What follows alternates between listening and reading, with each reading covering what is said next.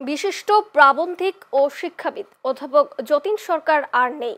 আজ বিকেলে Mymensingh medical college হাসপাতালে তিনি শেষ নিঃশ্বাস ত্যাগ করেন। তার ছেলে সুমন সরকার এই তথ্য নিশ্চিত করেছেন। অধ্যাপক যতীন সরকার বেশ কয়েক মাস ধরে বার্ধক্যজনিত নানা জটিলতায় ভুগছিলেন। দীর্ঘদিন ধরে তিনি পলি আর্থাইটিসে আক্রান্ত ছিলেন।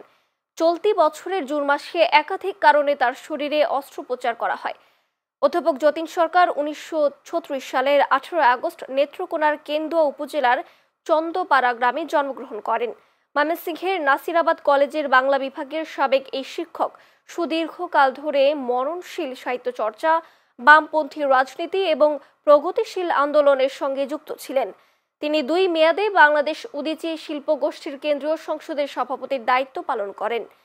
লেখক হিসেবে যতীন সরকার 2010 সালে স্বাধীনতা পুরস্কার, 2007 সালে বাংলা একাডেমি সাহিত্য পুরস্কার, ডক্টর এনামুল হক স্বর্ণ পদক, খালেক দাদ চৌধুরী সাহিত্য পুরস্কার, মনিরুদ্দিন ইউসুফ সাহিত্য পুরস্কার সহ অসংখ্য সম্মাননায় ভূষিত হয়েছেন।